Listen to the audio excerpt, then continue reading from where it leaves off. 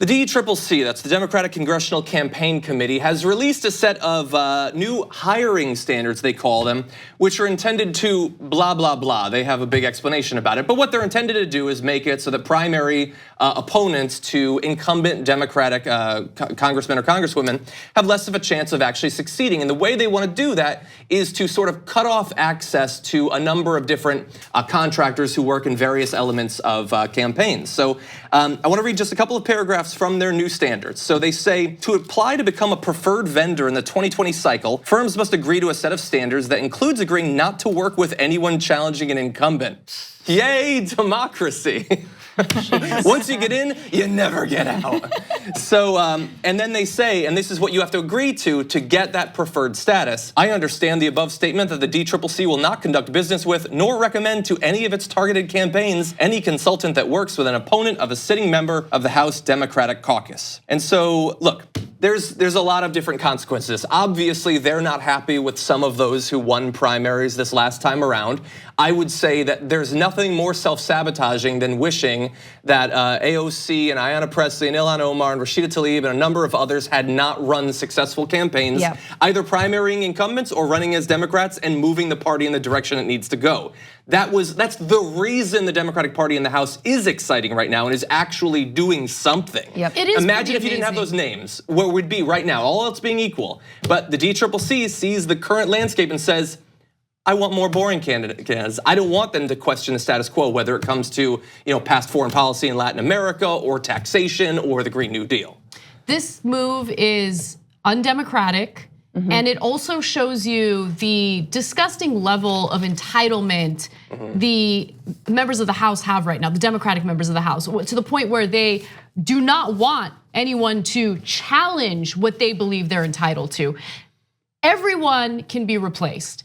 Everyone should be held to the same standard, and everyone should do their best to represent the people who elected them. If you don't do that, you absolutely should face a primary challenge. And that's what happened here. And you're right, John. I mean, what was the Democratic Party prior to these freshman Democrats coming in and actually shaking things up and forcing the Democratic Party to pay attention to the will of the people, what individuals voting for them really want. And that includes economic justice. That includes doing something about the environment and climate change. That includes doing something about college affordability and housing affordability and labor rights. I mean, these are issues that Democratic incumbents pretended to care about. They love to exploit those issues when they're campaigning for their reelection, but they certainly never put action behind those words. And now all of a sudden you have lawmakers who do want to put action behind those words, and they're staying true to what they campaigned for, and it is exciting. It makes me sick to see how entitled these people are. They would have had Biden. They still have Biden. Hey, old Joe. What's wrong with Joe Biden? He's hip. He looks good in hoops. And red lipstick. I don't totally understand how this works. What does it mean that a firm will be cut off from? That they won't be working with them, which makes it theoretically harder for these contractors to maintain their business. If they're not able to work in some of the most contentious campaigns, they're gonna have the most money spent in them, then they might not exist in the future. And so it is telling them, if you choose to work in one campaign with someone who's primarying, Joe Crowley or whatever, then you will not get to work on these other campaigns. And so you will not, as a business, you won't be able to afford to work with them. Right. And it has interesting consequences too. No DCCC money will come to you. That is the implication, yes. And so let's talk about some of the consequences that perhaps they didn't know about, or perhaps they didn't, they thought it was worth it anyway. So this is from Kayla Lacey at the Intercept, who says, strategists and congressional staffers with knowledge of the change say it will disproportionately impact vendors and candidates who are women and people of color, as the consultants who work with incumbents are the ones who've come up through the party at a time when its commitment to diversity was even dimmer than it is today. Right. So if you are a part of the old boys club, then you already have the in on all of these consultants. If you're trying to, for instance, be one of the younger, dynamic, more technologically savvy contractors who are working with some of the newest representatives, you might not look like the ones who are working with, for instance, Joe Biden or Joe Crowley or whoever. And so, while I mentioned a number of different names that are helping drive enthusiasm for the Democratic Party, the clearest example of this would have to be AOC, because not only did she win a primary, but she won a primary against exactly the sort of person who represents the DCCC way of running things in Joe Crowley. And Alexandra Rojas, executive director of Justice Democrats, obviously has a vested interest in AOC, said, "Make no mistake, they're sending a signal that they're more afraid of people like Ayanna Pressley and Alexandria Ocasio-Cortez winning primary challenges than Henry Queller, who is the first that's going to receive one, who votes with Trump nearly 70% of the time." And look, this is intended to drive people out from actually participating from starting candidacies that are going to primary people. It's going to make it less likely that they succeed in the past, while also being so cowardly and craven that it's such a hands-off way of doing it. We're going to set these standards now, and in a year or 5 years or 10 years, you might find it harder for you to get the people you need to run your campaign. But at that point, I mean, those are old rules. I mean, what do we really have to do with it? We're not saying we're anti-democracy. We're not saying we just want to protect incumbents. But that's in the the effect. name of the party, y'all. Democratic Party. I feel like they don't know how to be polyamorous. The DCCC, you know, it's like they're like, see, think about it. It's like a relationship where you're like, yeah, babe, I support you. Whatever you want to do, you can date people you want. Just no one who's attractive. You know, no one who wants like $15 minimum wage or tuition-free college. You know, they just no one don't, who's cuter than me. Joe Biden. Joe Biden. They just don't want to change the way they've been doing things. They hate the fact that they've been called out on the corruption. They hate the fact that they've been called out on corporate donors and how they've really listened to corporate donors more than the individuals who voted for them and got them elected into office. And so, look, remember, all of these freshman Democrats are in the room. Think about what this signals to them and think about what this says to them. Over and over again, they're being told, maybe not in the most overt way, but they are being told, hey, the old guard doesn't like you, and we want to prevent more of you. Yeah. And then also secretly that they are more, I mean, that quote you read earlier from the head of the Justice Democrats. Alexandra Ross. Basically means that, or Rojas, excuse me, there you go.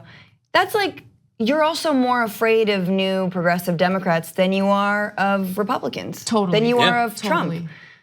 They've been more aggressive toward these freshman Democrats than they have against Trump. I mean, Nancy Pelosi earlier says that she doesn't want to impeach Trump, doesn't even want to really have a conversation about it. Right. And individuals in a private Twitter group on Pelosi's Twitter account were told, hey, if you don't like that we're not going to impeach, then you can leave this group. You know, basically, you guys are influencers that we included in this group to help spread a positive message about us. But if you disagree with anything we're doing, then you can buzz off. Yeah, exactly. It's disgusting. AOC asked the same question, answered, of course I want to impeach him. It's very easy to be strong, it turns out, when you don't have the donors that some of these people have. And the thing is, the DCCC isn't just scared of what happened in the primary season in 2018. What they're scared of is what's going to happen, because what you had in 2018 was the result of a couple of organizations like Our Revolution, Justice Democrats, a few others, starting up from nothing and finding these amazing candidates and notching far more wins than they would have been given credit for literally the day before the election. But now so many people around the country know that it's possible, and they know that they can raise money, small donors, the way that the AOC and others did, and they can run on their values. And so what you saw in 2018 is just, that's a small little taste of what's gonna happen in future elections. DCCC, as corrupt as they are, is smart enough to know that that's probably coming, and so they wanna stop that. Whereas on our side, we think, thank God there are people like this, awesome progressives running as Democrats and helping to shift where the party's at. Now, there's literally no one who is more of an expert on this process right now, I think, than AOC. So I want to read just a few of the things that she posted online after this story came out. She said, when I ran, the existing Dem tech was so obsolete that we developed our own canvassing app. It was so good it spun off into its own startup, which she linked to, Reach.vote. It's a shame that innovative technologies proven to work at winning elections won't be used by our party, because after all, that group probably will not make it past these new regulations from the DCCC. And also, in terms of the messaging that the DCCC is using, they want to convince you that it's too risky to run these primaries. After all, you're gonna end up losing a bunch of close congressional elections.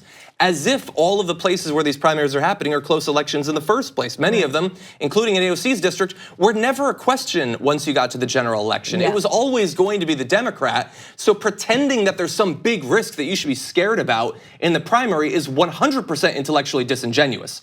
And she understands that and says the majority of Americans live in safe districts where general election isn't competitive. By stymieing primaries, you deny most voters their best chance at choosing their representative. We also deny the party the opportunity of training up a future bench, something we badly need. And that is 100% true. She goes on to talk about the influence of big donors, and obviously that is who is being protected here as well.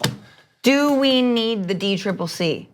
Well, that's. I love that you're bringing that up, because what they're trying to do is make future primary contenders irrelevant. But what they're doing is hastening their own irrelevance. Right. It's not like all the big organizations, like for instance, Act Blue and things like that. These new ways of raising money, all of that. They're not going to abide by this, so they're going to tell the DCCC to piss off. That's what they're going to say. Right. And instead, you're going to see an actual evolution in terms of technology, a democratization of access to tools that allow someone to run a successful campaign. So I agree. I think that this is going to hurt them more than it hurts the future progressives. Yeah. Thanks for watching this free clip of the Young Turks. Don't forget to become a TYT member today. For more exclusive content, join now at tyt.com/join.